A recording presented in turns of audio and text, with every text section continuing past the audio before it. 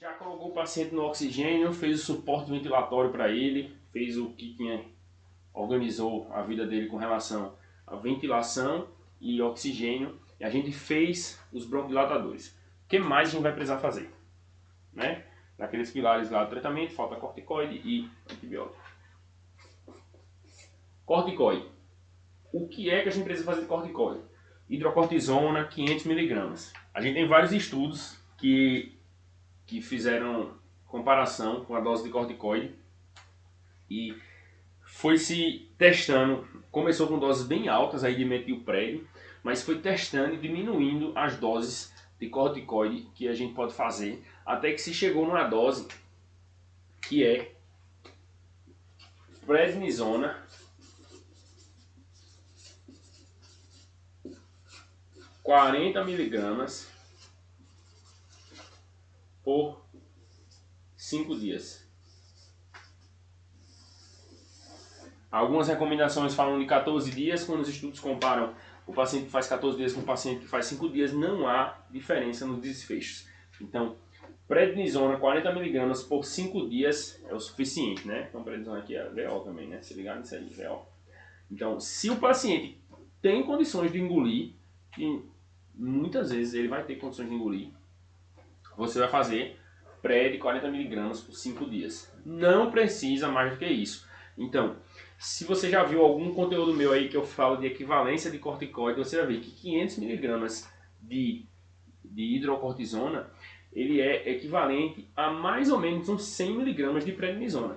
Então, é uma dose exagerada, né? É uma dose muito alta. Você não precisa fazer 100 mg de prednisona para esse paciente. Não tem sentido você fazer uma dose de ataque ou fazer essa dose toda de corticoide. Você vai fazer 40 mg de pred ou um equivalente EV. Se esse paciente não tem pred, se não tem de forma alguma corticoide VO no seu serviço, você vai fazer equivalente EV.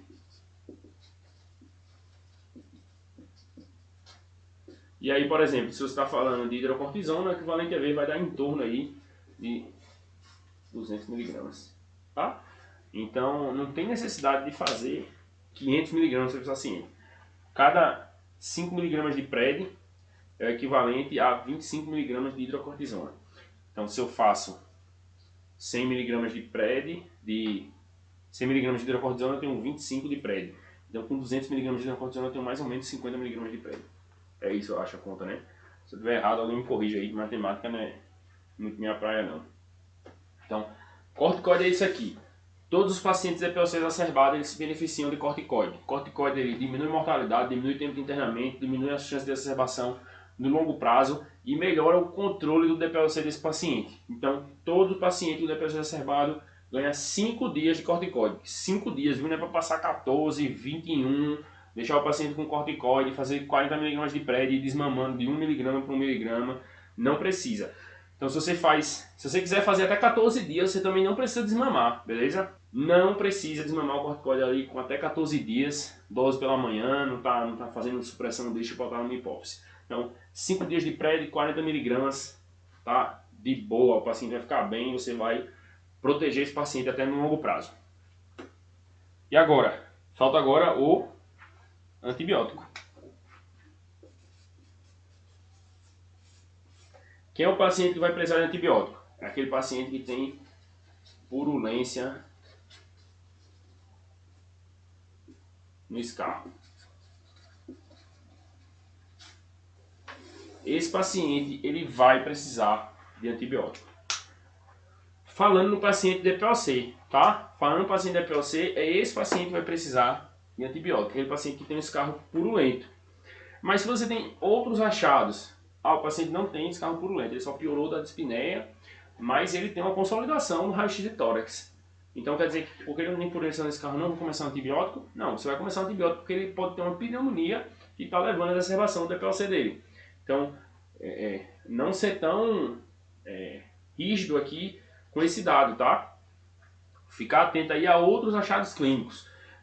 Já falei em outros conteúdos, quando eu falo sobre pneumonia, existem alguns achados aí que falam a favor de pneumonia. Então, você está escutando o paciente tem ele crepito fino, o paciente ele tem egofonia, é o paciente que tem uma consolidação no raio-x, é o paciente que está apresentando febre, está apresentando dispneia, está apresentando taquicardia. Poxa, esse cara está infectado, né? Então, são achados que tem uma razão de verossimilhança para o diagnóstico de pneumonia alta. Então, é um paciente que provavelmente tem uma pneumonia bacteriana que está exacerbando o DPOC. Mesmo que ele não tenha purulência no escarro, ele não tem uma tosse produtiva, ele vai ganhar um antibiótico. Então, fica atento aí a essas nuances. Mas a gente está falando só no DPOC, o paciente não tem mais nada, raio-x lá com hiperinsuflação, grande tabagista, ele tem piora da tosse, emagrecido, aquele paciente DPOCzão, raiz, e ele tem o escarro purulento. Esse paciente ganha antibiótico, tá? E aí você vai diferenciar se esse paciente ele tem um risco de ter pseudomonas ou não. Então, se esse paciente ele tem sem risco de pseudomonas,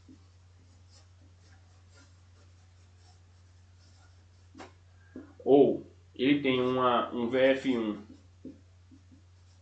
ainda maior do que 50%, então, isso aqui dificilmente você vai ter esse dado, né? Então, qual paciente não tem risco de ter pseudomonas? É o paciente que ele tem uma função pulmonar razoável, aquele paciente que não é muito sintomático, aquele paciente que você estratificou o risco, ele tem um risco não tão alto de exacerbação, né? Um paciente que não tem tanto sintoma, um paciente que não faz uso de antibiótico, um paciente que não tem frequentemente exacerbação, não fez antibiótico prévio, não teve internamento prévio. Então, esse paciente tem um risco menor de ter pseudomonas. É um paciente que ele é menos complicado. Então, nesse paciente, lembra dos principais germes que são causadores da exacerbação do DPOC? Pneumococcus, Haemophilus, Moraxella. Então, são essas bactérias aí do bem, gram-positivos, que você vai poder cobrir com a Amox. Se quiser, pode fazer a Amoxiclave também. Fazer alguma cefalosporina de segunda geração. Fazer quinolona se quiser ser mais exagerado, mas nem precisa, né? Amoxiclave aqui vai cobrir bem na grande maioria das vezes, tá?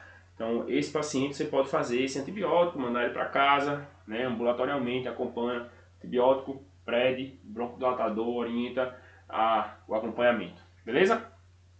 Já, se eu estou falando de um paciente que tem risco de ter pseudomonas,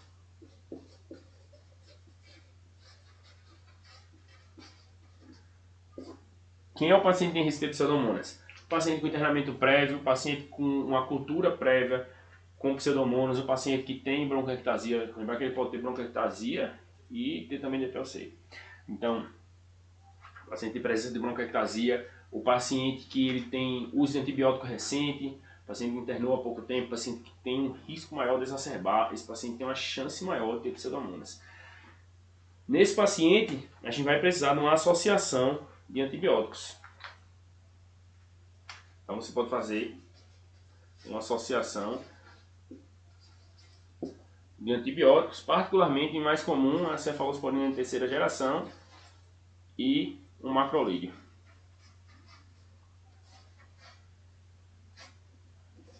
Que isso aqui a gente vai ter um amplo espectro, a gente vai cobrir gram negativo, gram positivo, vai cobrir germes atípicos, mesmo que ele não tenha uma presença muito grande de infecção por atípico, a gente termina cobrindo aqui porque a gente tem um paciente mais grave, com uso recente de antibiótico, tem a possibilidade de ter pseudomonas, então talvez seja o caso aí de você fazer uma associação e pensando numa cobertura aí para pseudomonas. E aqui é o famoso Batman Robin, né? Ceftriaxona com azitro. Beleza? Então, esse paciente aqui vai ser tratado internado. Lembrar que ele tem exacerbações recentes, ele tem internamento por exacerbação, por exemplo. Ele tem uso de antibiótico recente, ele vai precisar fazer medicação EV. Então, esse paciente aqui ele termina tendo uma gravidade um pouquinho maior, um risco um pouquinho maior, e é o paciente que você vai precisar tratar ele com antibióticos mais potentes.